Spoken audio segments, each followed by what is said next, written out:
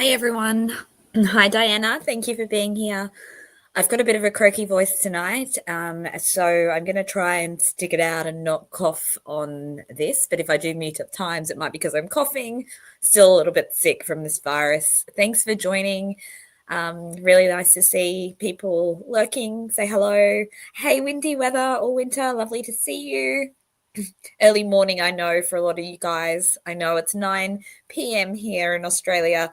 And it's really the only time I have to do these at the moment because it's school holidays over here. So I have kids running around the house during the day or I'm at work. So apologies for the timing, guys, because I know some people want to catch these live and they can't because they're asleep and so they should be.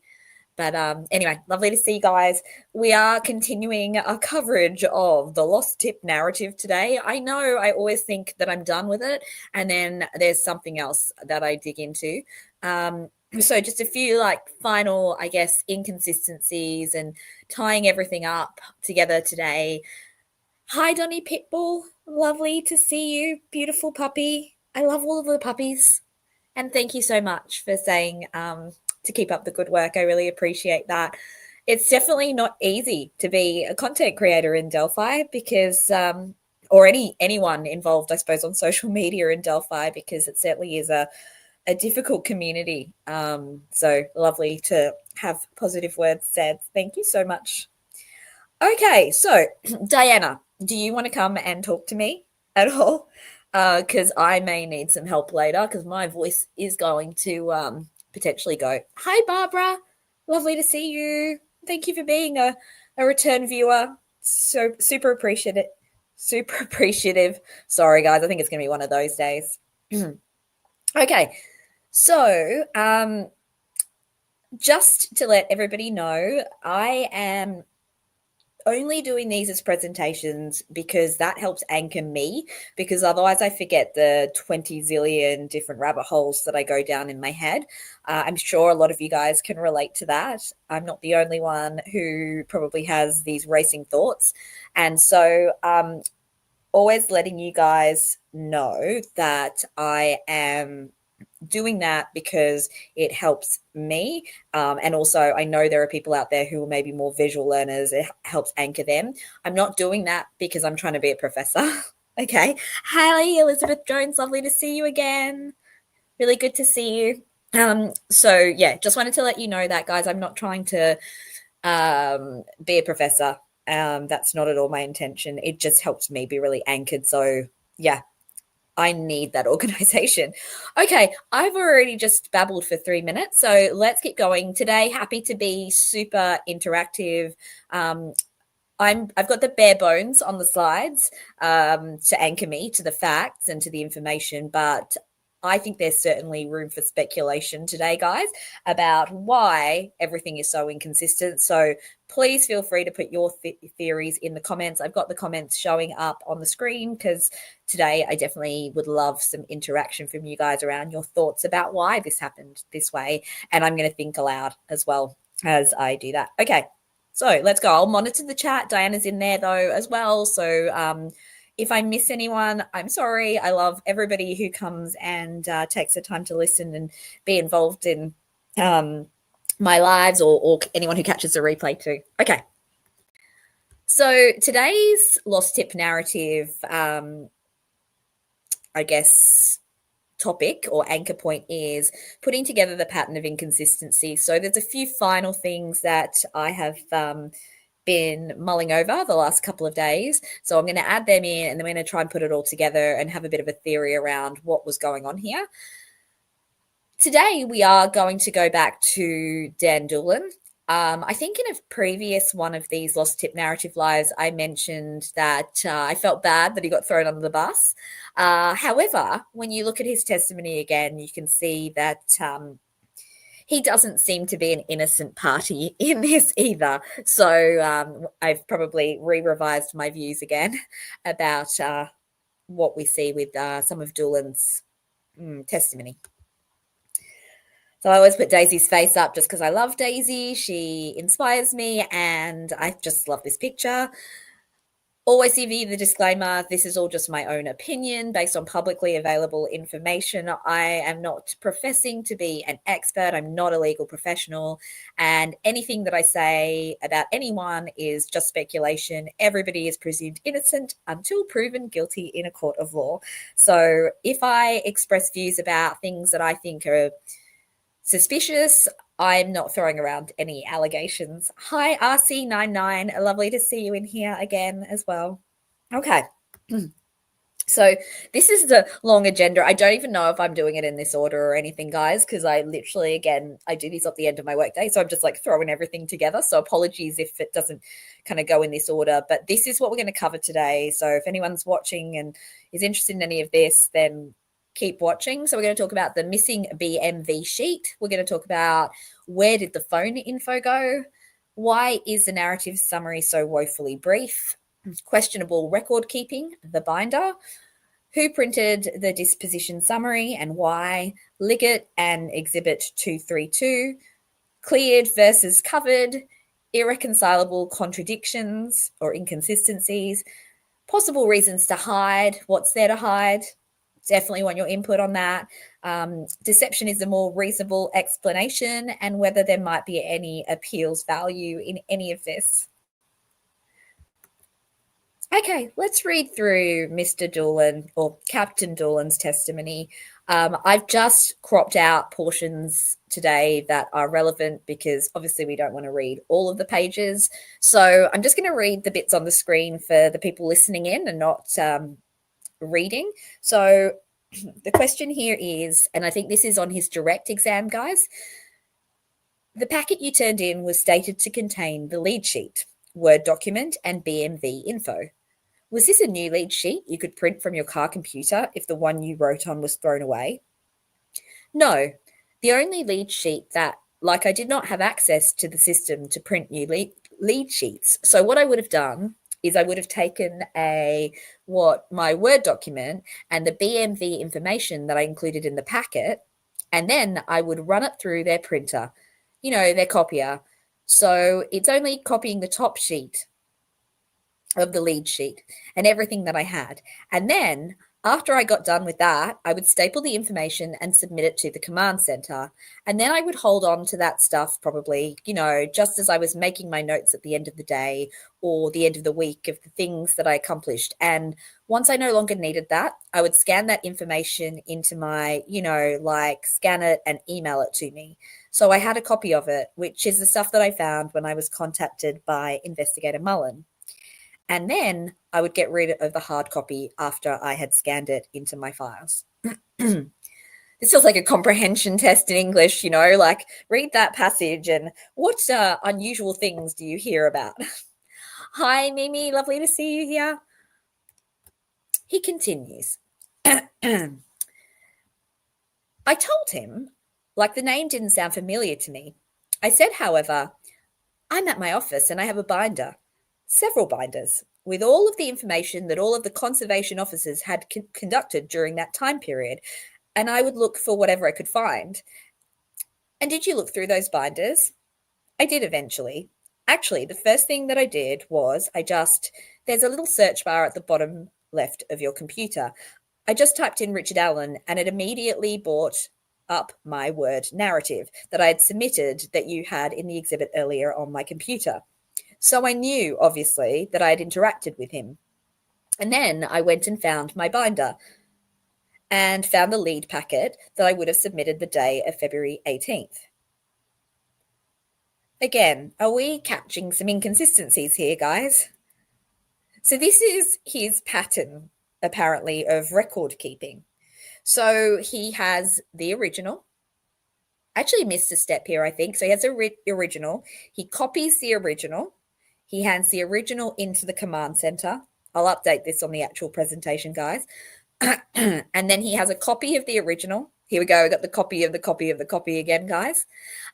So we've got a copy of the original that he then scans and emails to himself. And he shreds the other copy. And then he prints it off again and puts it in a binder. can you see how none of that makes any sense? He literally says that, though. Let's go back. He says, so he would copy it, and then once he no longer needed it, he would scan that information into an email and email it to himself, so he had a copy of it. But then later, he says it was in the binders. So either it's in the binders or it's in the computer. How can it be both when one copy is shredded? It's just, this is where I get confused, right? This doesn't make logical sense, right? Is it just me who sees that? Hi, Charles. Nice to see you. Just double checking, guys. Am I the crazy one here? Like, I do not understand this process or this system. It doesn't make any sense. Like I said, I'll update it because this actually isn't the original. We've got the original that then gets copied, and then that copy gets shredded. The original goes to the command center, and then he scans it and emails it to himself. But then somehow we've got another hard copy because it's in the binder. Like, it's just, it doesn't make any sense, right? I know it's complicated, Windy Weather. That's the problem, right? Like, what on earth? Like, you read it. Like, even just then when I read it again, I realized I was missing some steps there as well. Like, every time I read it, I'm like, what? Again, let's just go back, guys. So he says, after I got done with that, I would staple the information, submit it to the command center, and then I would hold on to that stuff probably, just as I was making my notes at the end of the day or the end of the week of the things that I had accomplished. And once I no longer needed that, I would scan that information into scan it and email it to me so I had a copy of it. But then he says that he eventually went back to the binders. So let's see here. And then I went and found my binder and found the lead packet that I would have submitted that day. So, again, guys, I would love your thoughts on this. Am I misinterpreting this? Or is that what he's saying? Diana says he's such a liar. So I think, Diana, you're seeing that logic issue there too, like me, but or other people. Charles, come on. What do you think? Because you're the one who believes that Rick is guilty. You're pretty clear about that. How do you make sense of this stuff with Dulan? Anyway, I'll come back to the chat. If you guys have comments, let me know.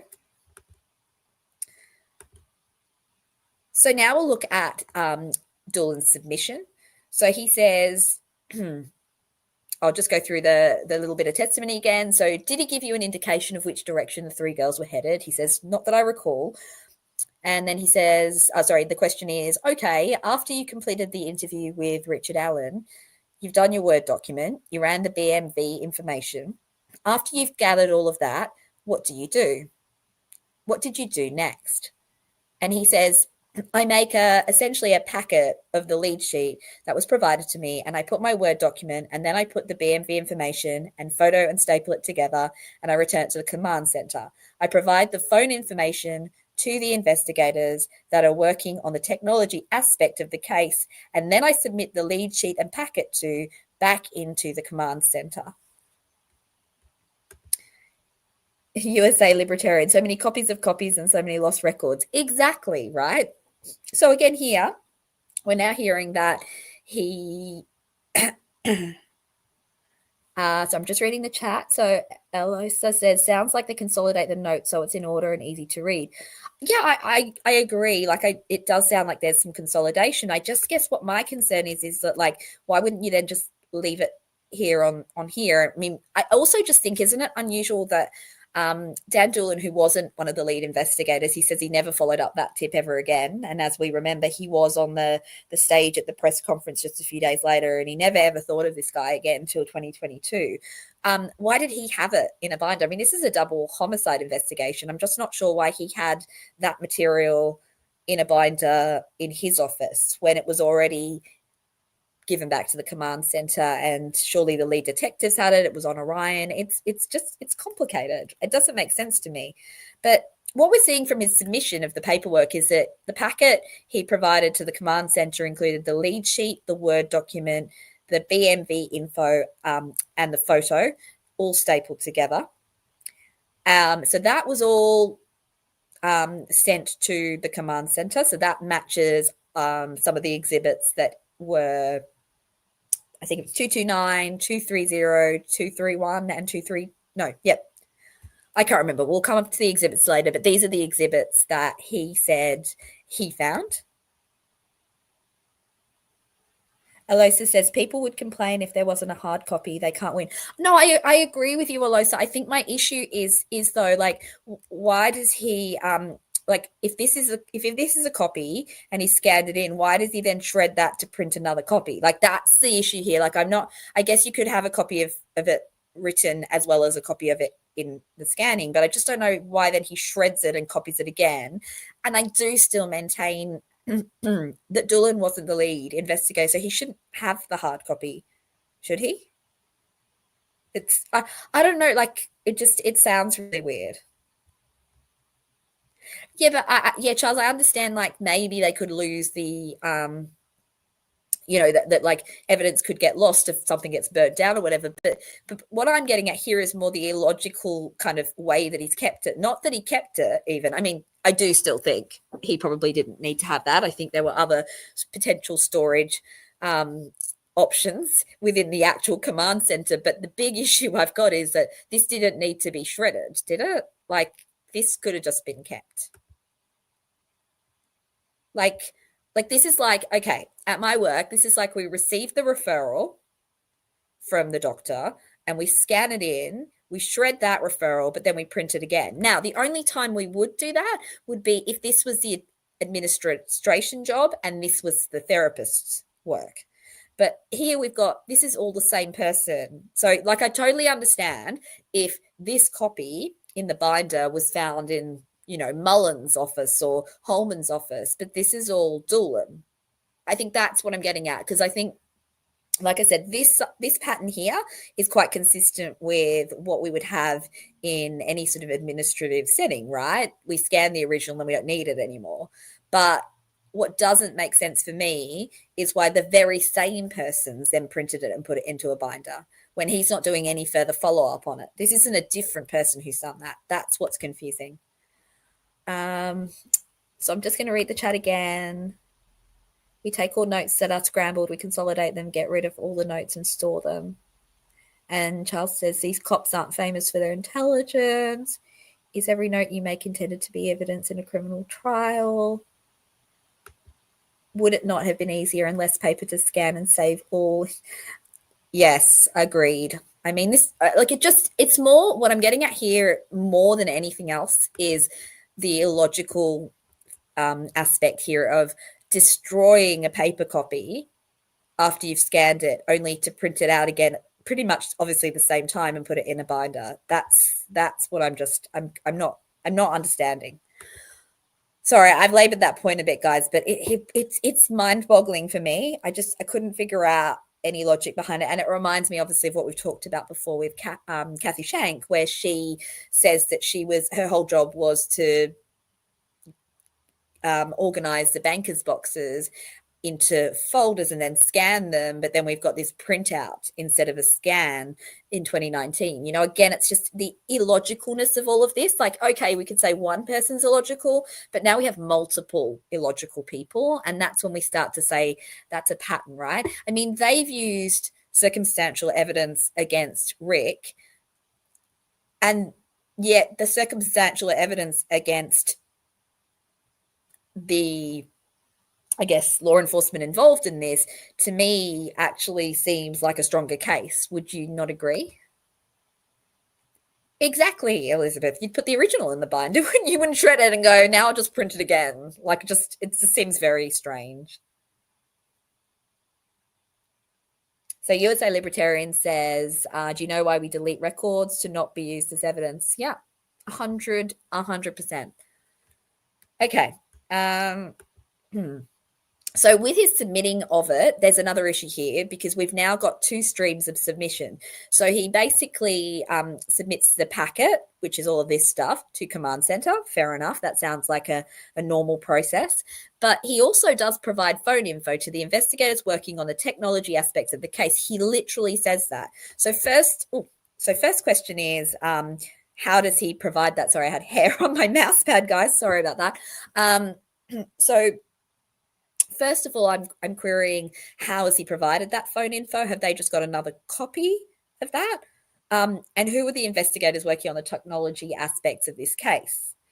I'd be asking, like, where have they stored it? Because where is that, right? So now we should have, how many sheets of paper? We should have the lead sheet, that's 1, the Word doc, that's 2, the BMV info, that's 3, and we should have whatever he wrote on or did to give the phone info to the investigators in the technology, that's 4 pieces of paper.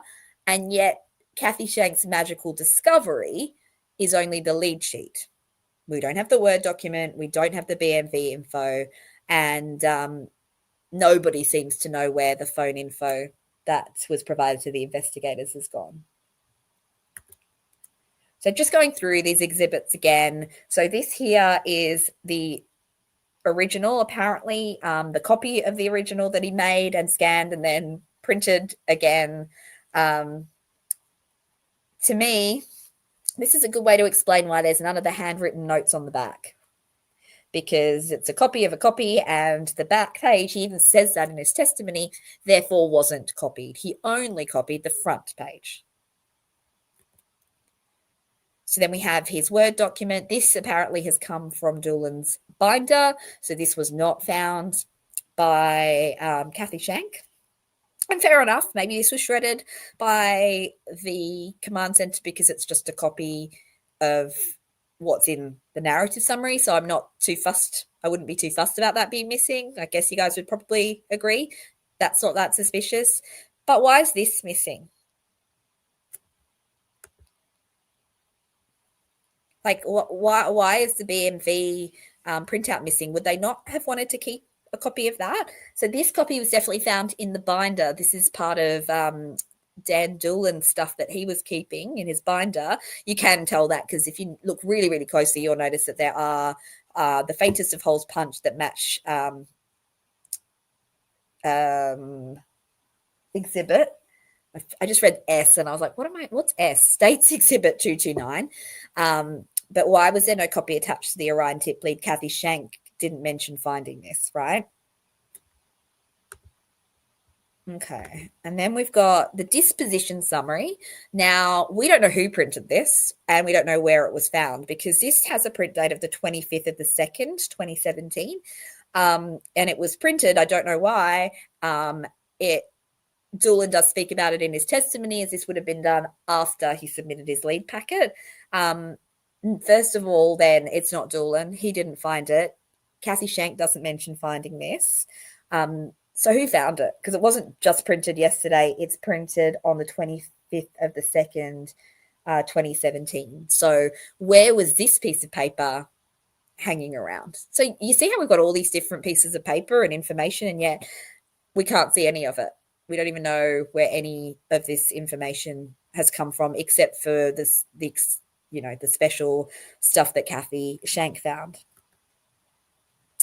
I'm not going to read through his testimony here. He's just saying that's the updated sheet, so I won't worry about that one. Okay, so that's kind of the end of the first part, which is just looking at Dan Dulan and how his testimony doesn't seem to match with the documents that have been found. And then obviously the bizarre copying and printing process of Dan Dulan. And then, yeah, I think that's the main points I'm making. Sorry, guys, I'm a bit scattered today. I think that's the main 2 points. Oh, and the fact that he provided the phone info to investigators, and yet we don't know which investigators, and we don't know what he provided, how he provided it, and what was done with it. We all know the phone info is a big issue. Alosa's asking how many hands were invested in this case. I don't know, Alosa. I can't tell you who potentially is has a vested interest in this. I don't know. I mean, there's the same few names that come up over and over again. I don't believe that this is a conspiracy of everybody's involved. I really don't believe that the FBI are in this conspiracy. I don't believe that all of law enforcement are. I don't believe that the witnesses are. I'm not even sure. Yeah, I don't really feel like the families are at all. I feel, to me, like there is this sort of core group of potentially people in the investigation that have some links to potentially the people or person who is involved in this crime, and as a result of that potentially have needed to do some fairly suspect things. Now, I'm always really cautious about what I say, because I don't want to go throwing around accusations at anyone. I always obviously caveat everything and every presentation with saying this is just speculation and my opinion. But yeah, Alosa, I do believe that there were people who sort of spoke up a bit. They may have been somewhat insulated, I suppose, from the full truth of what was going on, and we'll get to that obviously a little bit later. But I do believe that there was the one, I always forget his name. Hello, Crystal. Nice to see you. Thanks for joining. But there is that one law enforcement person who was in the documentary. Who does anyone know? What's the name of that guy? The guy that's in the documentary. I can't think of his name right now, but he said some things that made him believe that something was off here, and I think he ended up not losing his job, but leaving his job because of it. I read something about that. I think it's Thomas. Yes, Alosa. So yeah, and we know that the FBI did not agree, with this investigation. Well, as far as I'm aware, they didn't. So anyway, yeah. So I mean, it just always seems to be the same people whose names come up over and over again when we're dealing with the stuff that's suspect. And I think we all know the names of those people. So the next thing I'm going to kind of look at in terms of the lost tip narrative is the cleared status. And again, we have covered this to a degree before. Hi, Kay. Nice to see you. Thanks for joining us. Thank you, everyone in the chat, for contributing and being nice and kind to each other. Really appreciate that. Anyone who's lurking, feel free to join the chat. It's a friendly place here. Diana is going to ensure that if there is any trolling, that doesn't happen. But we don't tend to have trolls at this time of the day when we do the live. So I'm really, really happy that it's a safe place. But it will always be a safe place, guys. Okay, so yeah, we're going to expand upon this cleared angle of it too. So now, correct me if I'm wrong here again, guys. I'm not law enforcement, so this is just research that I've done. So if I'm wrong about what usual practice is in law enforcement, and you either have experience yourself or know about someone who does have experience, please feel free to let me know.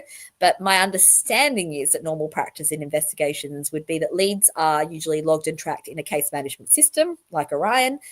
The status terms are standardized, for example, open, assigned, covered, unfounded. And if a lead is closed out, the system entry is updated, and that's the official record. So paper copies might be annotated, but when they are, it would usually be with initials, dates, or routing notes, e.g. see attached report, JD, 2nd of the 18th, 17. And you'd expect professional shorthand, not vague language. So the only thing I can speak from is my own work. And yes, we need to initial and date. And if we're crossing something out, we need to initial, we don't just write random things on official documents and scan them. Even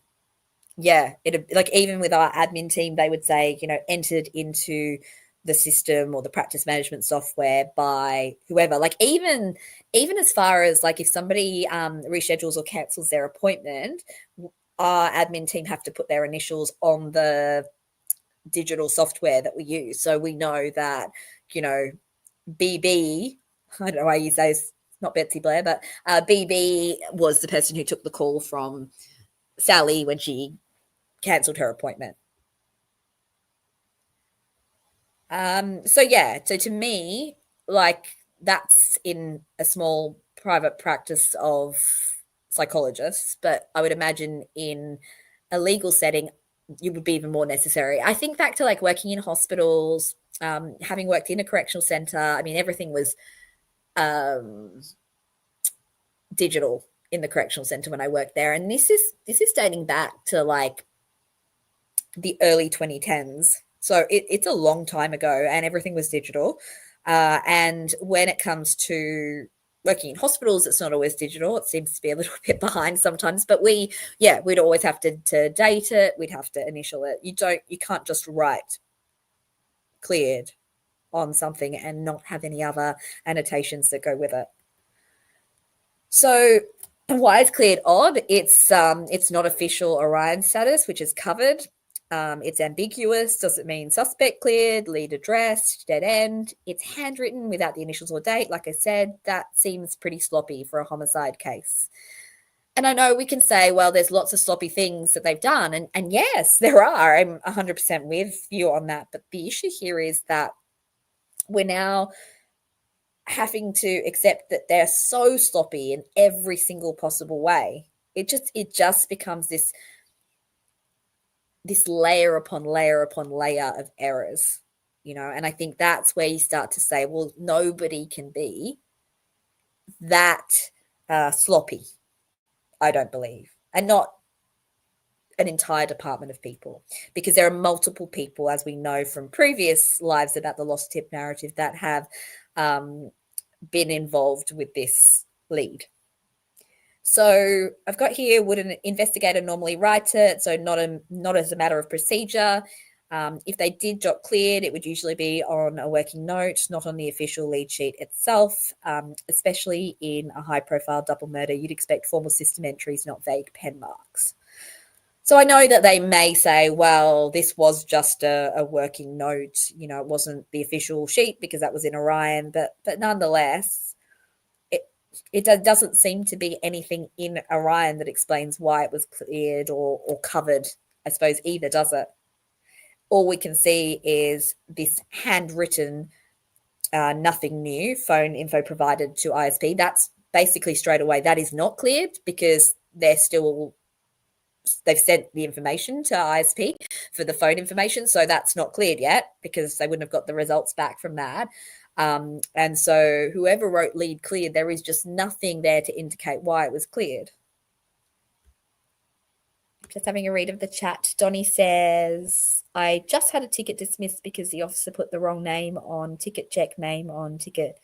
Indiana is dirty. Diana says, they are so, I just lost you, Diana. They're so unprofessional, sloppy, careless, incompetent, shady. Yeah, and I just don't think we can put it all down, like we said, to sloppiness after a while. That's when it gets suspicious, right? Like, how much sloppiness can you have, right? Charles says he knows who cleared it. Come on then, Charles, tell us. Give us the goss. Who cleared it? I'd really love to know.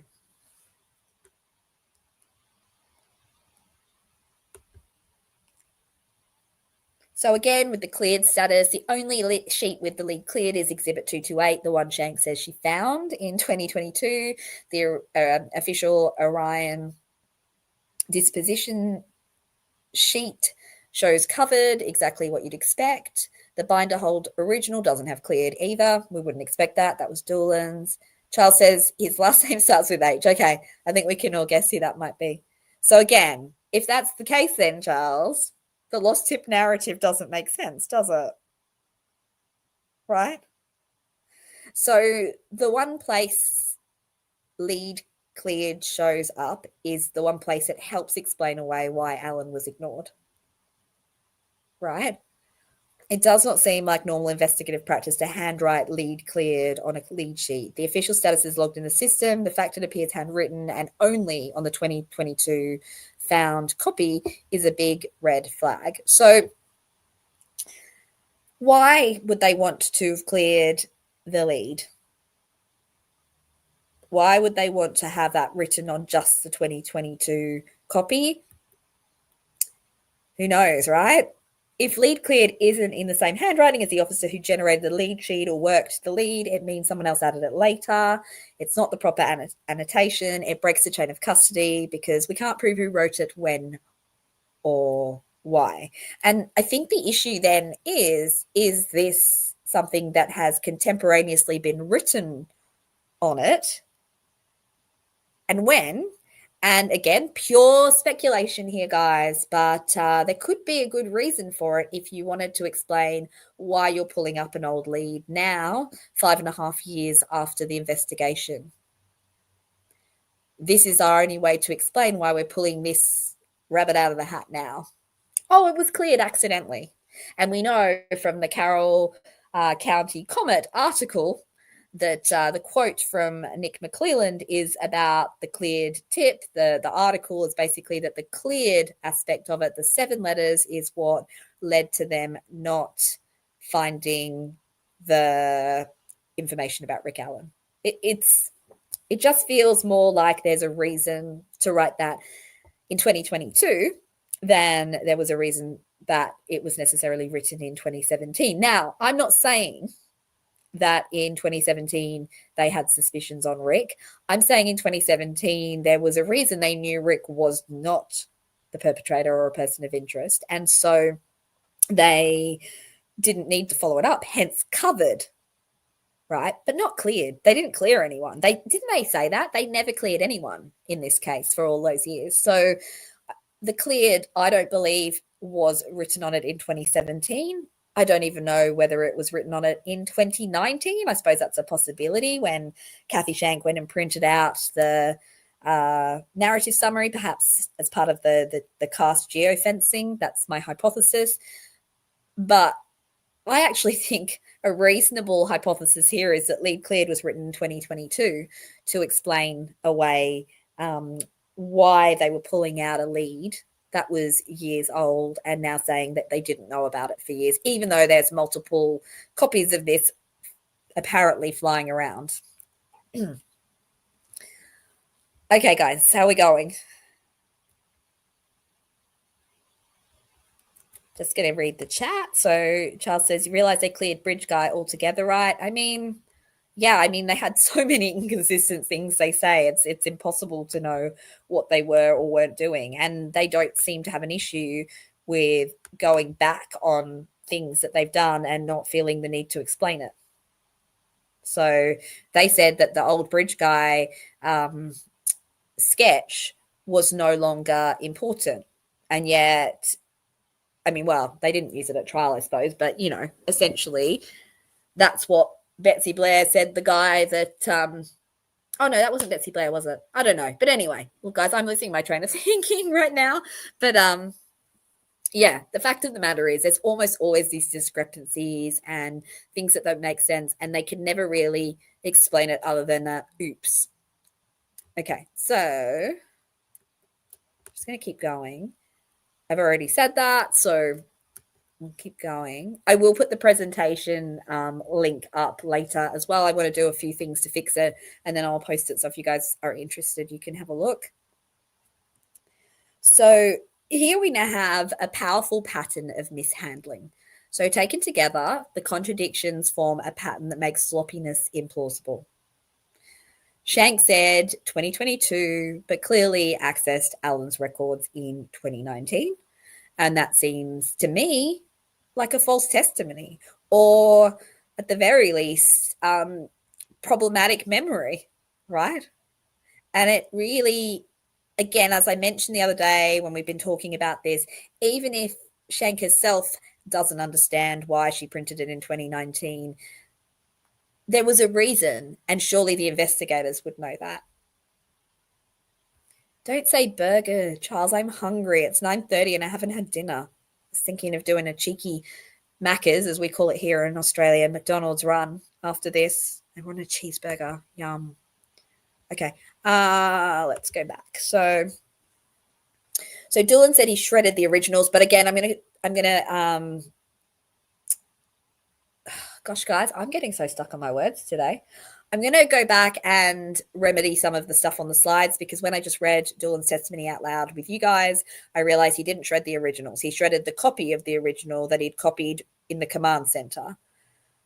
But nonetheless, the binder copy exists. So at best, this is inconsistent, but at worst, this is perjury. It just doesn't make sense. You can't have a hard copy that you found in a binder when you shredded the copy.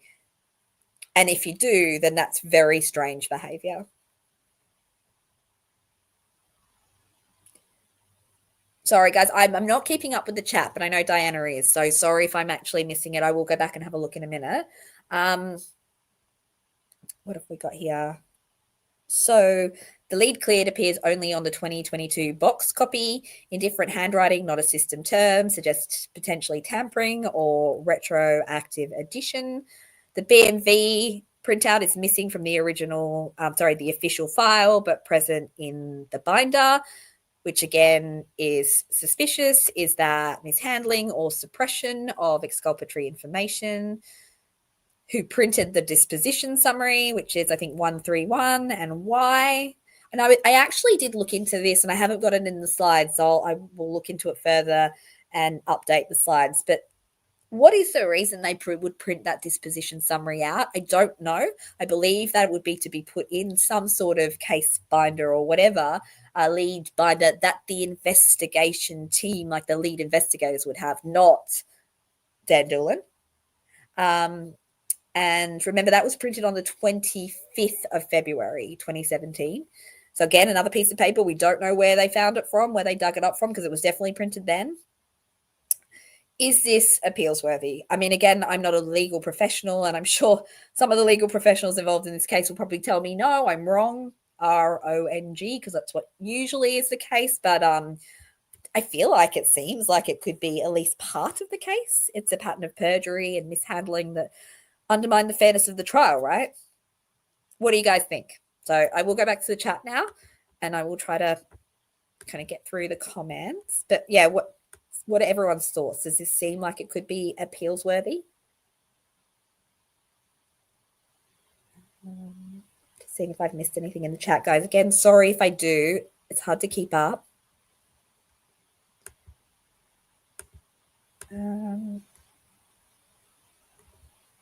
Just going to put Kay's comment on the screen. It's fascinating that not one has broken and spilled the beans as yet, considering the amount of very bad people involved. It's mind-boggling.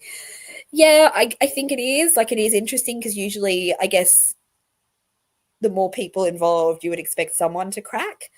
I guess we've seen some cracks in some ways. Like, we've got some comments by Elvis Fields that are concerning.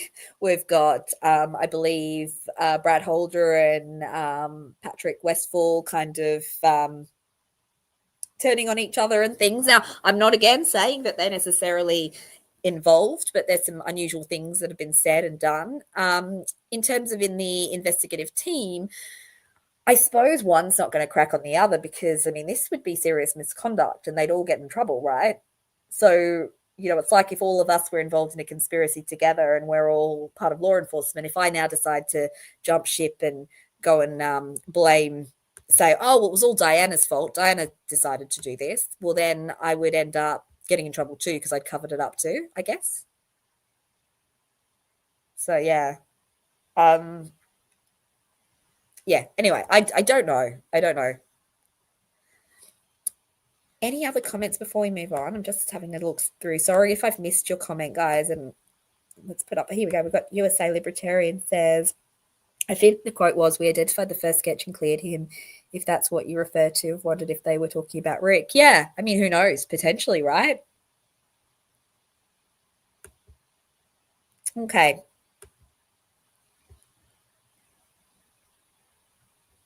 I'm going to keep going a bit, guys, because it's getting late here and my voice is really suffering. So I do still want to hear from you guys, though, so please continue commenting. Elizabeth says, I've got to put your comment on the screen. That's beautiful. I'm listening while knitting hats for elderly and homeless, so I'm not ignoring the chat. Oh, Elizabeth, bless you. That's just a beautiful thing to do. The picture in your avatar, your pic, is that something that, like, it looks like a little bunny, I think it is. Is that knitted? That's very, very sweet. Okay. And I'll just bring up USA Libertarians saying, unfortunately, appeals are legal hurdles not based in reality of guilt or innocence or most law enforcement malfeasance. Yeah, I know. And I think that's the big issue, isn't it? And I think I think that's where it definitely always feels like a hurdle as well. Okay. So this is the narrative summary, which we all know. I'm not going to read it out because most of us have read this at some point. It's in the PCA. The reason I have it on the screen is because the next point that I wanted to raise was the thin narrative summary. And I mean, I thought about this before, and I may have even mentioned this before, but it's like, it's such, I think actually I did, because it's such a bullet pointed interview recap. That's why I said just a bullet pointed interview recap. It doesn't seem like a full investigative narrative. There's just no significant detail in it. There's no detail on tone, demeanor, or inconsistencies in Alan's answers. There's no context, what questions were asked, what prompted answers. There's no exact words, or there's not a lot of detail at all in it. And I think I said previously, like if that was the note I took for an interview with a patient, I would be in a lot of trouble.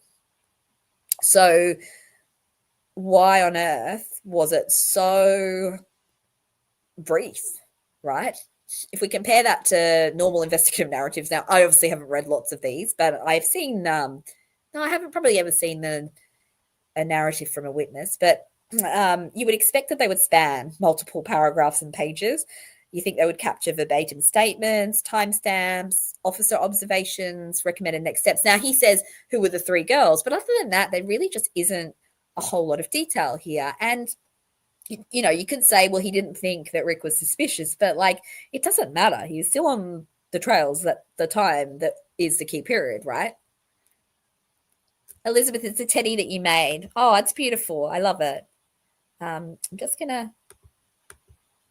bring up some comments. Here we go. USA Libertarian says, appeals mostly involve what was presented at trial. And since the shenanigans with the tip weren't exposed, it would be hard to appeal on that basis. Yeah, I think that's the case, right? Because nobody actually called them up on it during the trial. Yeah, it's a shame. Okay. So, yeah, I mean, what are some explanations for having this thin narrative summary? I mean, one explanation could be dismissiveness. So maybe they really didn't take him seriously. But as I said, that doesn't really match, does it? He was on the trails around the time of the crime. The only man that came forward in that specific time frame where the girls had arrived there and been abducted in the bridge guy video. Even if he wasn't a person of interest, he would still be a key witness, as would Bree Wilbur and Rayleigh Voorhees and all of the others that we know about that weren't forgotten about. Now, I don't know, obviously, what was included in their narrative summaries. We know that interviews seem to be missing, recorded over. Some people weren't interviewed. So I wouldn't necessarily compare what was in his narrative summary to others in this investigation. It just seems like they didn't have a lot of interest in what the key witnesses on the trails at the time saw. It just doesn't make any sense, right? Let's go back to the chat. Charles is saying, well, for one, he's taking the fact that DD was an actual law enforcement and was fish and game. Those guys are pretty dumb. Okay, Charles, I'm not sure about that, but yeah, okay.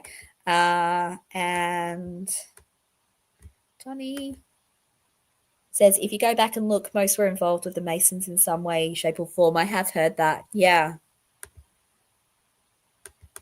And Diana says, didn't they use the excuse that conservation officers have the same powers? That's what I believe. And Mimi says, conservation officers carry federal power. Yeah, I mean, that's what I heard as well, that technically he did have that power to do that. The reality is we can't just blame this on Dan Dulan anyway. I mean, ultimately, I'm not saying we can blame it on anyone in particular, but Dan Dulan, by all accounts, did what he was meant to do in terms of turning in the stuff. I don't get his document storage and copying and all of that, and I do think that his testimony doesn't make sense. But in terms of dealing with the handing it in, he did that. But yes, sorry, I just realized I'm just like all over the place.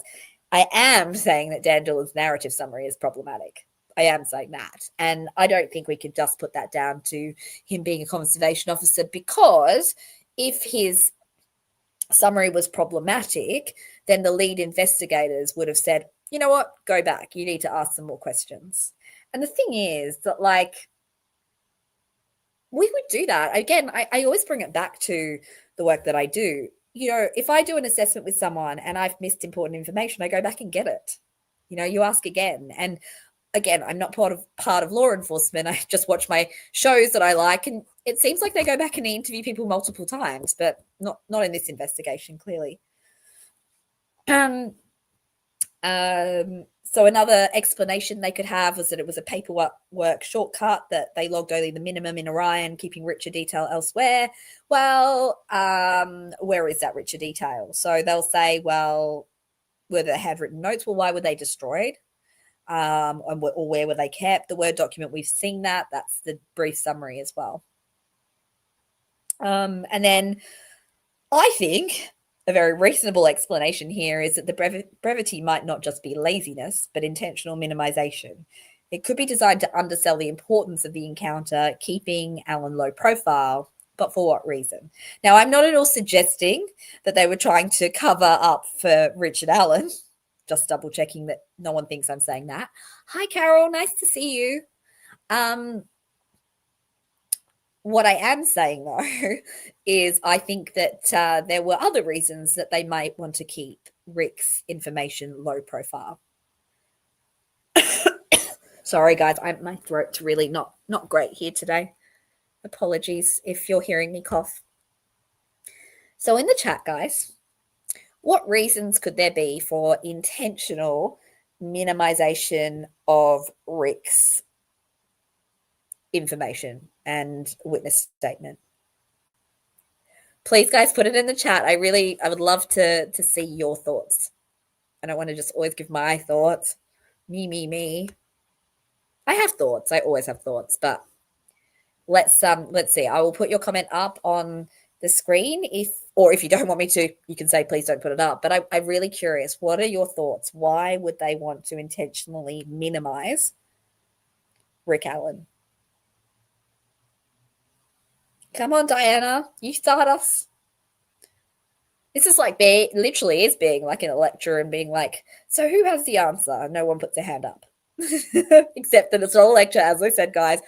Please don't misquote me on that. I'm not trying to lecture or be a professor at any stretch. So Wendy says, I don't think he was there during the crime time. Okay, so Wendy, is that kind of thinking that like maybe the timing was changed? Because I know some people feel that that's a possibility, that the timing has been changed in the narrative summary. Now, I did say the other day that the Orion kind of tip that was entered in 2017 could have been potentially, but didn't look like it had been doctored. But I guess there's a possibility that Dulan then entered an incorrect narrative, I guess. But that would mean that they were trying to frame Rick back in, or keeping him as an option to frame in 2017. So I don't know. I don't know if, that I guess it's a possibility. Did anyone else have any? I didn't see anyone else giving us a theory of why they'd want to minimize. Charles says Rick Allen didn't provide himself with an alibi for the time of the murders. It's because he couldn't. And that's because he was walking on his own, and then he drove home and had a rest on the couch on his own and was on his computer. Like, that's the problem. It's like I can't provide an alibi for where I am right now because I'm on my own in my clinic and everyone else has gone home, So, yeah, I mean, he could have probably tried to make some sort of false alibi. Could have done what Brian Koberger did and say he was out driving looking at stars or something. But, yeah. Anyway, okay. So if nobody else is going to give any opinions, come on, guys. I want to hear your opinions. I'm always open to opinions, contrary to popular belief. Well, hopefully the people on replay can comment what their opinions are. Pause and comment. Like, what do you think might be the reason that they would intentionally minimize Rick Allen back in 2017? So here's my hypothesis. So I wonder, and I think I've said this before. Actually, I have in the last one. I wonder if Rick was too close to the actual crime, as in he was on the trails very close to that time period and he wasn't guilty. So they couldn't hold anything over him, but he potentially could have seen something that would have identified the true offenders. That's a possibility. Did he see a car? Did he hear more that he doesn't remember 5 years later? I think it's possible. I feel like his memory, of course, would have been degraded by 2022. And although I do think he does a pretty good job, we're going to talk about that in a minute, in his 2022 interview, I do think that potentially he's forgotten some stuff in between. I think it's also possible that they automatically knew Rick wasn't guilty, so they didn't need to worry because they knew who the true offender was. But I think it's more the first one, because I do feel like there was this intentional minimization of him rather than just a clearing of him quickly because they knew he wasn't responsible. And again, this is all just hypothetical. It's all just me creating a possible narrative. And my query is, given that we know that Holman received this tip, apparently, according to the lead sheet, did Holman write Whiteman on that lead sheet? Did Holman write Whiteman so, again, to obscure people from finding Rick? Was the BMV sheet not there because they didn't want anybody to find Rick? Not because they were covering up for Rick Allen, guys, not at all, but because they wanted to minimize Rick. Now, I know other people will say they wanted to minimize Rick and keep him as a patsy. I know that's another thing that I've heard, and that's possible. Were they, was this the binder of potential patsies later down the track? Possibly. I don't know. But I definitely do not think that this is all just innocent errors. It just doesn't make sense to me. The statistical likelihood of so many errors from so many people just seems incredibly small. So that's my theory, guys. Open to other theories there. And when I refute other theories, please don't think I'm saying that theory is dumb and stupid. I'm just saying that theory, doesn't necessarily feel as consistent with my thoughts. It doesn't mean it's wrong, right? But I think we're all allowed to debate theories as long as we do it tactfully and respectfully, right? So just a little bit more. I mean, we'll go back to some of the theories in a bit, but if we compare the narrative summary to the 2022 interview, as I said before, the 2022 interview has quite a lot of detail. Rick talks at length about his walk, the girls, the vehicles, what he was doing, what he noticed. He does talk about what direction the girls were going on. So if we go back to Dulan's testimony, there was that question. Did he say which direction the girls were going in? He said, no, I don't think so. I've always believed as well that Rick did not see 3 girls at the Freedom Bridge. I believe he saw the 3 girls closer to the Mears entrance. Now, that goes with what he says in 2022. He says they're headed back towards where the cars were parked, which is the Mears entrance. And it matches the timeline that I've suggested. I know that's not popular, guys, but I think it's a possibility. I know other people have the possibility that he saw 3 other girls as well. That's another possibility that could be looked into as well. But I just think that there was a disinterest in having much identifying information in there. I mean, it's quite easy as well to get the Freedom Bridge trailhead mixed up with the trail split because people seem to use those names interchangeably. So it's also possible that Dulan there was being incompetent in terms of, not incompetent, sorry, don't want to say that, Dulan. Not necessarily going to allege you're incompetent, but maybe that was a mistake, because they also said he was at the Farm Bureau building. I mean, even that, now I'm thinking about it, did they intentionally not say he was at the CPS? And do you want to know why I think that, guys? Because this is going to come up in the next presentation. Because I have long entertained the possibility that Rick did park at the CPS in the lot, and not because he is the 127 car going past the Hoosier Harvest Store on the footage. I don't believe that, and not because I think he's a perpetrator, but because we know that there are sightings of what seems like two different cars parked around that area that day. We've got the older car that Brad Heath and Betsy Blair talk about, and we've got the small black, possibly crossover SUV car that other witnesses talk about. And that car seems to be seen more in the 1 to 2 time frame. I think there's one person on the PCA, I think it's McWhirter or Werter, who says that he sees that car parked there. It's weird. It's confusing. The wording in the PCA is confusing, but he sounds like he's saying it's like 218.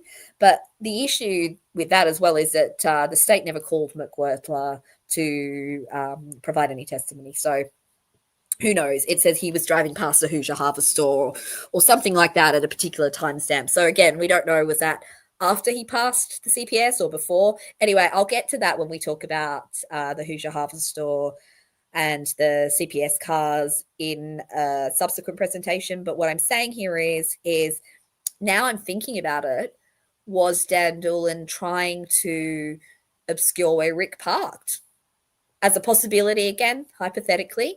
Because if the old car is parked where Brad Heath said it was, which was not at the CPS but down the road, then Rick would have come pretty close to seeing that car.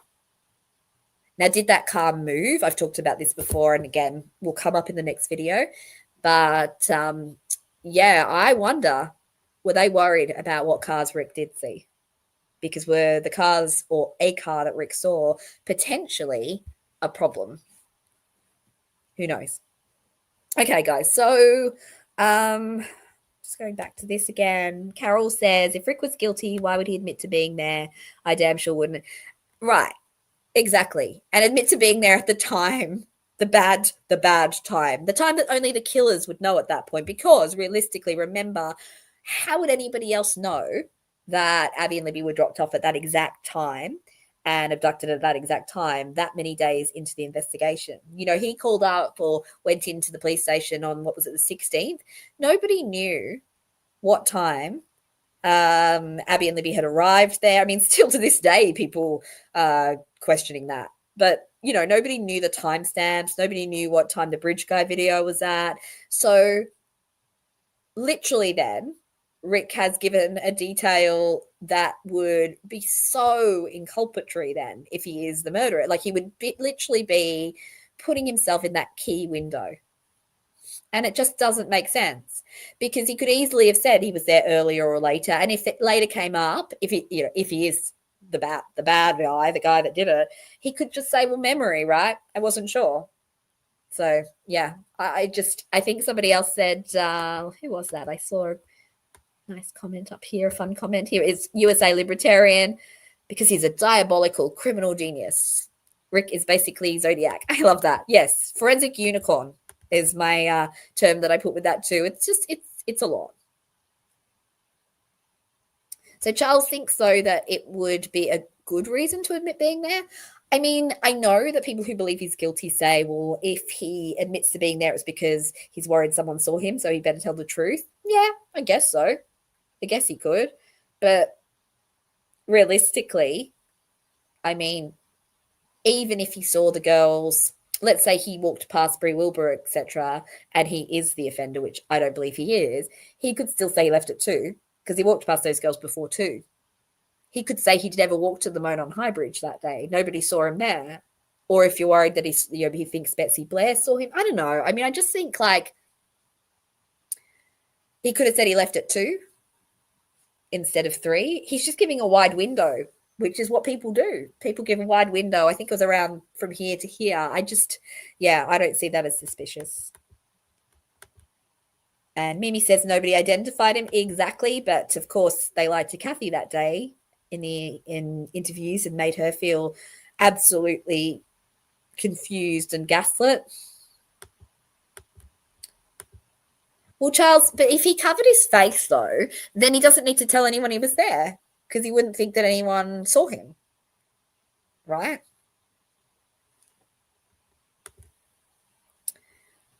So either he was worried people saw him and so he told the truth because he's bridge guy and he wanted to get ahead of those narratives, or he covered his face, therefore no one saw him, so why put himself there in the crime window? You know what I mean? Like it just doesn't make sense. And ultimately anyway, what's he got to lose from saying he was there earlier and the girls could have been mistaken seeing him? Do you know what I mean? Like he's got nothing to lose, better than putting himself there at the actual time. Why is the only picture deleted off Libby's phone? Bridge guy? I thought the only picture deleted off Libby's phone is Abby on the bridge, though, isn't it? I'm not sure. Mimi is saying he didn't know if his face was covered or not. A beanie is the headgear he most likely would have worn by his own admission. Yeah, it doesn't sound like he covered his face, right? And it wasn't that cold, so there wouldn't been a need to do that. When I say it wasn't that cold, it would have been freezing for me because literally anything, even under about 20 degrees Celsius is cold. But for them, it wasn't that cold from my understanding. So, yeah, I agree with you, Mimi. He most likely, if anything, wore a beanie. He wasn't covering his face. And USA Libertarian, certainly not in hindsight, because admitting is to being there is why he is in prison and they're not their only evidence. So no, not really. No, I agree with you, USA Libertarian. I don't think that anyone would admit to being at the scene of a crime.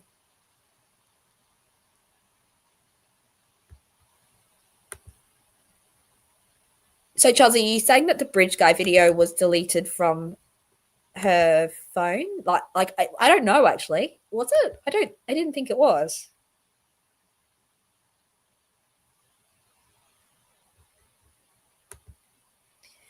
Yeah, Wendy, this is what people thought up until we saw Dulan's paperwork. But I mean, some people may still think that. I think some people may change their mind because it doesn't look like the Orion tip could have been changed. Like I think it says something like last accessed.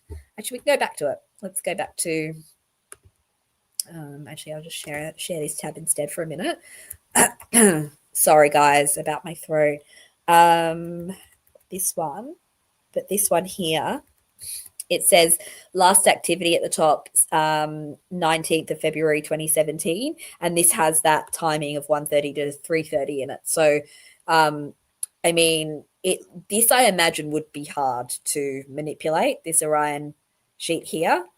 But, I mean, I don't know. I guess it's still a possibility as well. Okay, let's gonna get rid of that for a minute and go back to this. Okay. Sorry guys, I'm not keeping up with the chat very well today. Sorry if I don't put your comments up, guys. I'm not keeping up with all of this. I'm just going to put Carol's one up now. So is it really Abby on the bridge? I know this is another contentious issue. People have various opinions on it. I mean, I lean towards it being Abby on the bridge, but you know, I'm not averse to the fact that you know, some people are concerned that that photo is doctored. USA Libertarian says, how many criminals admit to being at a murder before they have to is a statistic that could be investigated. Yeah, I think so. I think, like, you know, they talk about people wanting to insert themselves into a case maybe, but I don't think it would be that common. I really don't. I think maybe like him, okay, let's say he's a perpetrator. He may be worried that he's then walked past some people and say he was on the trails that day, but he wouldn't need to give the right time window, would he? And Diana says, thank you. You're doing great, Amy. Thank you, Diana. You're a wonderful cheerleader. I think Charles is talking about he thought he was in the Bridge Guy video. I actually had a thought about this, guys, because I think I saw on X, I think it was Michael Osbrook saying that if the phone was locked, how did Libby take a video? And I was just thinking, you know, when your phone is locked and you can just swipe the camera open. Now, I do that sometimes, you know, like when you're, I don't know, at the beach or something, or, you know, you just want to get a quick picture and you don't want to open up the whole phone and you're taking pictures of stuff. I don't know why I said the beach, but, you know, and it's just a quick way of accessing the camera, right? And I suppose for me, I was thinking, well, that seems like something a girl might do if she was concerned and trying to record someone, which is what we've been told is most likely what happened in the Bridge Guy video. And I know, again, there's contention around that because it doesn't look ridiculously stressed, or they don't seem ridiculously stressed in that video. But my sense is that Libby did have a gut feeling that something was off and she didn't like it. And so she starts videoing because, again, even the way she's holding that phone and videoing is covert. So I wasn't sure when I first watched the video whether it was suspicious or not, but I think I always sensed that there is a level of fear in that video, that they may have known Bridge Guy, they may have known they were going across the bridge with him potentially, but they didn't really feel safe with him. I've also recently had a bit of a theory around a hypothesis around whether the young Bridge Guy walked across the bridge and met them on the other side, and the older Bridge Guy, the one in the video, is someone who arrives later, because as we know that in the photo of Abby on the bridge, there is no one in the background. So maybe, you know, there was someone covertly kind of hiding, and so they didn't know him. Even if it's the same guy, he could have gone down that little path and be hiding. Who knows? I don't know. Or they could have walked past him and thought he wasn't dangerous, and then suddenly he's following them and they started to get scared. But yeah, I'm going off on like so many tangents here, guys. I have to put this one up, Charles. Lots of killers confess. Yes, they do. However, lots of people confess to crimes they didn't commit as well. So yes, people do insert themselves into investigations. I mean, Rick didn't really, though. He went there and did one interview and that was it. And he never followed up with them again. If he wanted to insert himself, why not do more?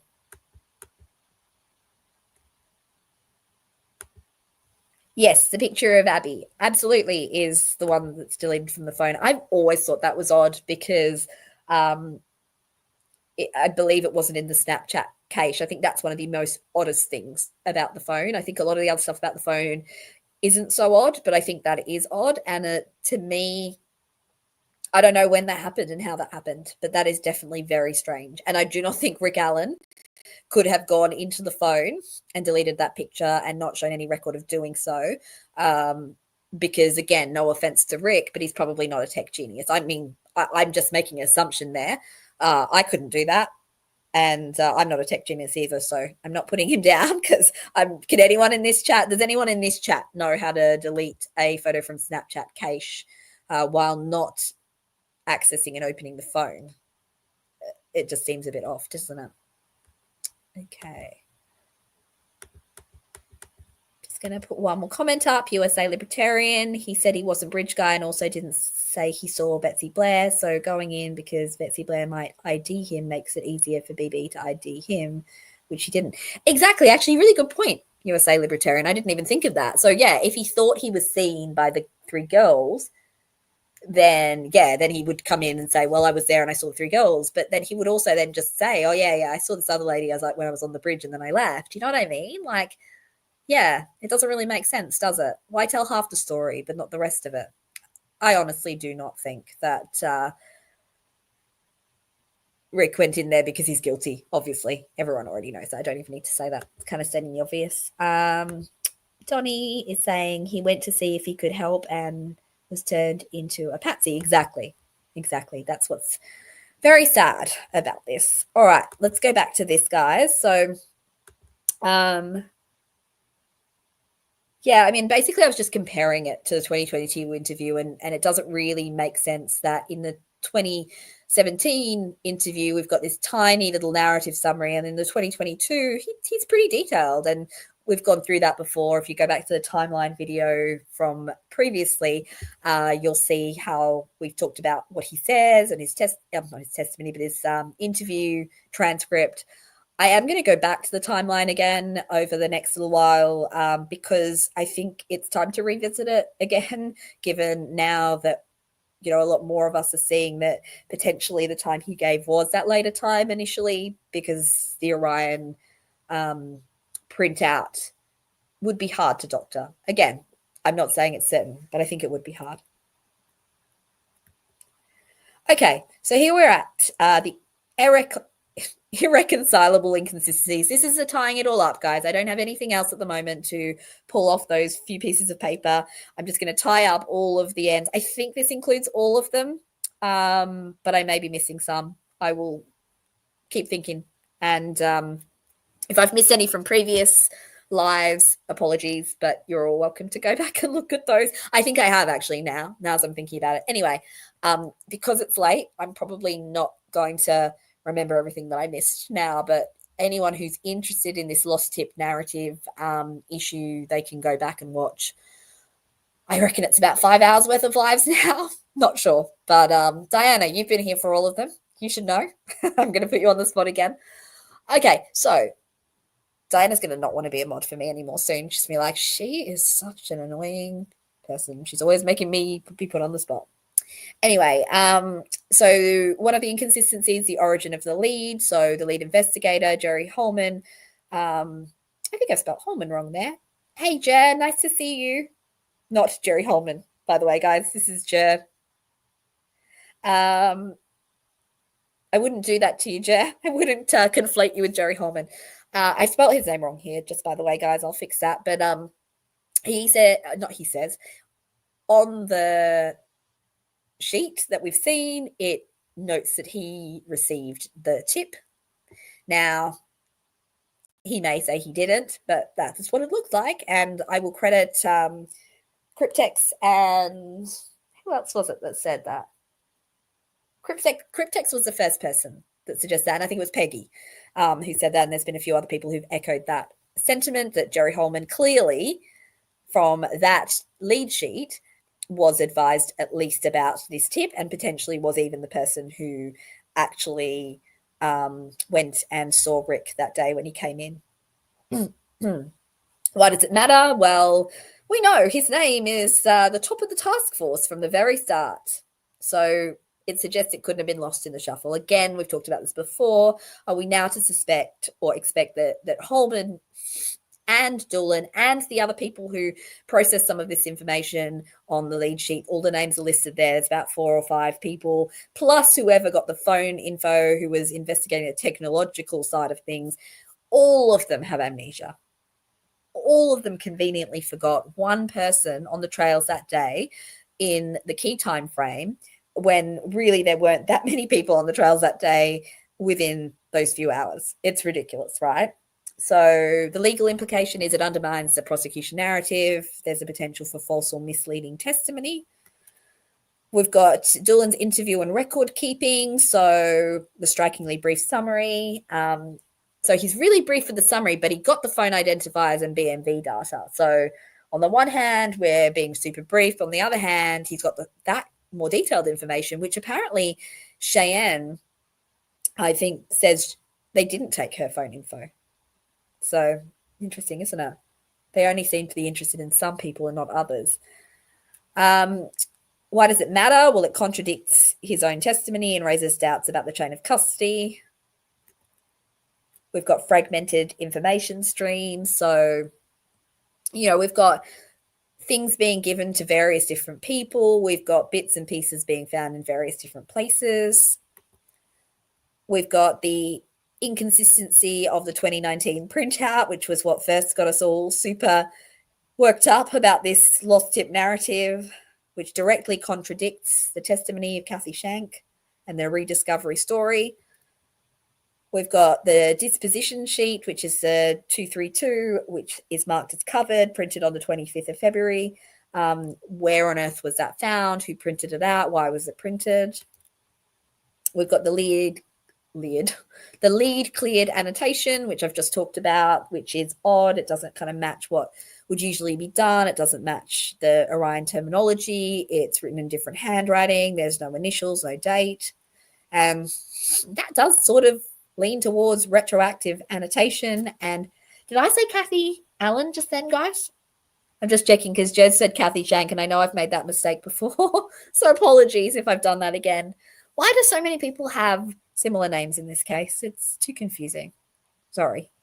The legal implication there is possible fabrication of evidence. I know that's a pretty bold claim, but let's be honest, it's looking incredibly dodgy. And we've got the name discrepancy. So why was it logged as Richard Allen Whiteman? My concern here, as I mentioned before, is are we trying to bury Rick Allen, not to keep him safe, but to keep the true offenders safe, because the true offenders may have been seen, or something may have been seen by Rick. Either he said that he saw something and they were concerned about that, or potentially he didn't, but they were worried that if people dug deeper, that they would, that Rick might remember something that would be quite concerning for the real offenders. And we've got, these are just some cross-examination potential. Again, I'm not a lawyer, guys, but these are the questions I would have liked to ask. Miss Shank, you told this jury you found Mr. Allen's lead in 2022, correct? But in fact, you printed it in 2019, didn't you? I love how I'm using like some sort of British barrister voice doing that, guys. I did grow up in London, guys. I moved here as a kid, though, hence the Australian accent. But so I have a little bit of English in me. Okay, Joe, I'm glad I didn't say Kathy Allen for once. That makes sense. My brain just filled in the gaps and did not read how you had spelt her name. Here's my questions for Dan Dulan. You testified your practice was to scan and shred the copies, not the originals now, we changed that. So how is it this binder copy with hole punches still exists? And you testified the BMV page was part of your original packet. Why does the command center version not seem to include it? Why has it not been found in the command center or in the box of things that Kathy Shank found? And Mr. Sheriff Liggett. So this is actually something I haven't mentioned yet, guys. If you read Liggett's testimony, and I don't know who it is who's doing the direct. Is it McClelland? I don't know. But whoever's doing the direct actually says, is Exhibit 232 the document that Miss Shank gave you? And he says, yes, but Exhibit 232, guys, is the disposition summary. It is not the 228 exhibit that Kathy Shank said she miraculously uncovered in 2022. Now, is this likely just an error in naming an exhibit? Probably, but it's still a problem, and it should have been cleared up at the time. And so even if that's just a misspoken, it was supposed to be 228, because it does sound like that. He talks about it being a lead sheet and the cleared status and things. I still would have the question, where was this found? It was printed on the 25th of February, 2017.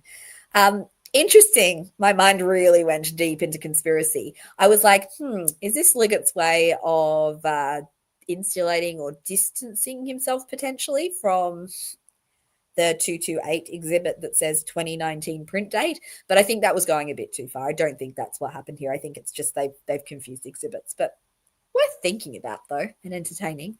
And I'd like to ask Sheriff, is cleared a system term in Orion? Isn't the official term actually covered? And this handwriting doesn't match the other notes, does it?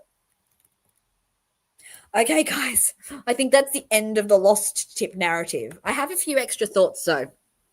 So you could say, well, if they wanted Rick to be buried because he may have some inconvenient information about the true offenders, why would they even put him into Orion? Like, why would they do anything? Well, my sense is they may have no choice, because Rick presented to the station himself, and there's a risk of him coming back again, isn't there? And saying, well, hey, I spoke to you before, and, what's the follow up? So it could kind of look pretty bad if they haven't got any document or any evidence of this person. Much more convenient to say it was lost.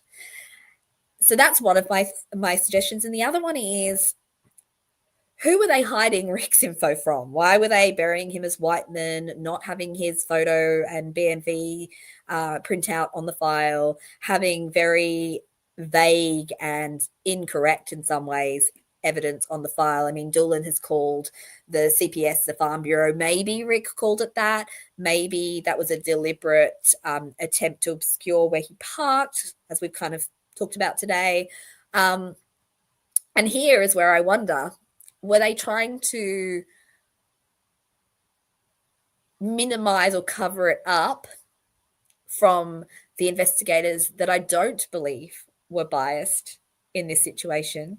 And that is the FBI. I think that the FBI in this case were legitimately, potentially, I hope, searching for the true offender. And maybe certain people didn't want the FBI to speak to Rick. They wanted to keep this within their confines. I don't know. I mean, all the witnesses are handled ridiculously poorly in this case. Let's be honest. There's not very good practices. Clearly, no one seems to have been interviewed as many times as you would expect. We've got recorded over interviews. We've got people who were never interviewed. So many things. So turning over to you guys now, I'll finish up in a few minutes, but just wanted to see if anyone had any thoughts while we wrap up this lost tip narrative. I'm just seeing, Charles is saying you've got a weird theory about the Young sketch. Well, by all means, let us know. USA Libertarian says bizarre. Just going back. USA Libertarian says he told his dad he was losing his mind and he had to tell him before he lost it. And you can assume he was lying about that, but that doesn't make much sense. Maybe he was telling the truth, which makes sense and also is consistent with the facts that are almost certainly true. Yeah. I think that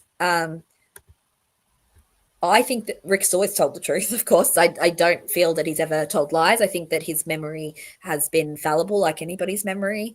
And I believe that his story matches a timeline that is workable from an innocent perspective. And that's the timeline that I will repeat again. And I did say today that I will repeat some things over again on the community page. I didn't mean I would just keep jamming things down people's throats until you listen to me because I'm right. What I meant was that I just hope that people may give the timeline I've suggested a really good chance, because I feel like most people just straight away go, no, that was the wrong time. Nope, that was the wrong time. I may be wrong and there may be inconsistencies in my timeline, but I just feel like it would be, it could be helpful to look at the alternate timeline, particularly in light of the Orion information looking like it hasn't been doctored.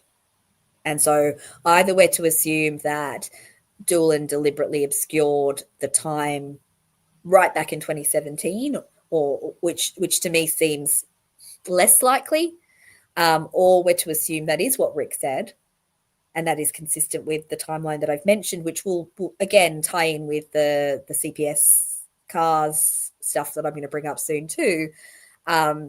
And Rick just fell prey to the telescoping effect in 2022, where he thought the time was earlier. That is a known cognitive bias, guys. The telescoping effect isn't something I just made up.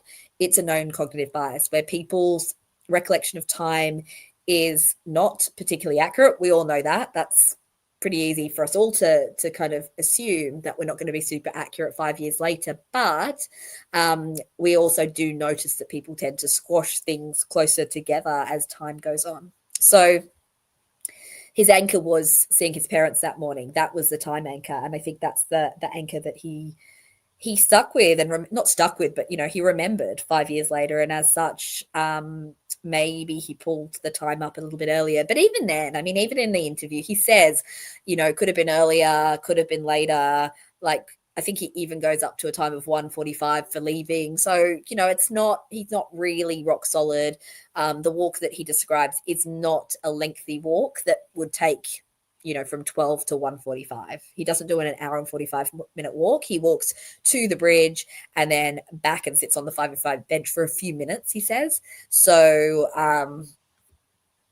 yeah, like, that's not going to take an hour and 45 minutes. So if he's saying he's not sure if he left even as late as 1:45, then there's a possibility then that he arrived at 1 and left at 1:45, which is exactly what the timeline that I've suggested kind of marries up with. And that marries up with him seeing the two cars parked at the Mears, the sedan and the SUV, being Kelsey German and Betsy Blair. And I know I sound super gleeful when I say that, but that's because, like, I do really feel it fits, and I'm excited because, Andy said we need to attack the timeline if we're going to help Rick. We need to attack their timeline, the state's timeline. And I feel like the possibility that I have thrown out has done that. It is not agreeing with the state's timeline. It has some markers that do, but there are a lot of fundamental differences. So please, guys, keep an open mind to the timeline, not to prove me right, but to help Rick, because we need to have a timeline that makes sense. Okay, guys, sorry. I was just like going off on a tangent then. I could see that Charles was talking about maybe law enforcement being the perpetrator and some catfishing. And Elizabeth is saying maybe the girls had arranged to meet a guy each. Those whispers on the video still creep me out. Yeah, it's really hard. And the fact is that they're standing on the other end, and they're kind of standing still, and it's like they're waiting. And Libby is already talking about going down the hill. So, yeah. Oh, Diana, I love this point. Actually, we were recording part 3 of the psych stuff yesterday, and we were talking exactly about this point, Diana. I don't know when we're going to get to doing that together, because we haven't even done part 2 yet, and there will have to be a part 4 because we didn't finish yesterday. So yes, for sure, you can still have moments of lucidity when psychotic. And so Diana says, look up videos about psychosis. I think the comparison I made yesterday when I was talking to the panel, as we were doing the psych panel recording, is it's like saying, well, a depressed person can't smile. Like, a depressed person is depressed most of the time, but it doesn't mean they can't have a moment of laughter or happiness. Now, obviously, if someone's severely depressed, they may not even have one moment. And the same in psychosis. They may be so far gone that they just do not even have a moment of lucidity. But it's highly likely they could. Another thing that's really important is that people who are psychotic don't have like a memory lapse where they don't remember anything. So they would still be able to tell some things that are true, and they could still also have confabulation, which is, things that are made up essentially and are more delusional. So, yeah. Diana says there are videos people film of themselves when they start to feel the psychosis coming on. Yeah, I actually, because I have a client, or I've had clients in the past who've talked about this stuff. And yeah, for sure, there are people who know or can feel it coming on. I have a friend as well who can kind of has a sense when things are starting to go awry. Yeah, so absolutely. I think that it would be really good. So Diana is saying, watch some videos about psychosis. I think that would be really good, because I think there are a lot of misunderstandings about what psychosis actually looks like. And there are obviously lots of variations of it. We can't, say it's a one-size-fits-all approach, but yeah. Okay, guys, my voice is really dying. I really appreciate you guys for all. I'll keep it open for a bit longer because Diana's looking for a link for you guys. But I'm going to stop talking in a minute, and I'm going to go and get that cheeseburger and go home and get some sleep and hopefully recover this throat. Thanks for sticking with me. I know a lot of you stuck with me for another long live stream. I hope I wasn't too rambly. I hope as well that I didn't miss too many comments. I am really open to everybody's point of view. So always offer it. Please comment. Feel free to send me an email as well if you want to. Here's the email address. Like, I'm always open.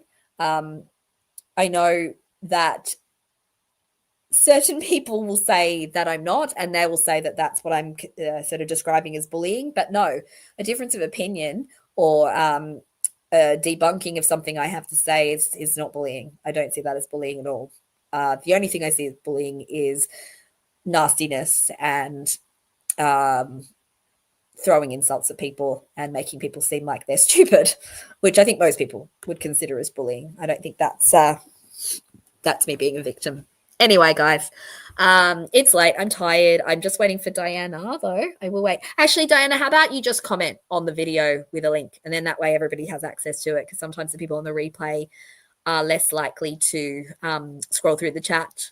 Thanks, Carol. So nice to have you here. I mean, I have to say, guys, we are at, I think, 335 subscribers, and you guys who join the chats are beautiful. Everybody is so respectful and kind and supportive and collaborative, and I appreciate all of you. I have said that I want to share the link next, or not next time, but at some point, if you guys want to come and have a chat with me. I know no one's super keen usually to do that, but I want to hear everybody's point of view, guys. I will almost always have my own rebuttals for things. But isn't that what debating is? But I definitely am not here to shut down other people's point of views. I'm here to consider them. But if I don't agree, I'm allowed to not agree, just as you are, guys. We're all allowed to disagree, and it doesn't mean that we are being mean to each other. Okay, and that's not what I consider bullying. Guys, you are wonderful. There is no bullying here anyway, so really appreciate you guys. Let's keep going, and let's see if we can uncover some more things. Let's try and uncover some more things aside from this lost tip narrative, guys. All right. All the best, guys. Really lovely to see you all. Have a good night or good day for you guys.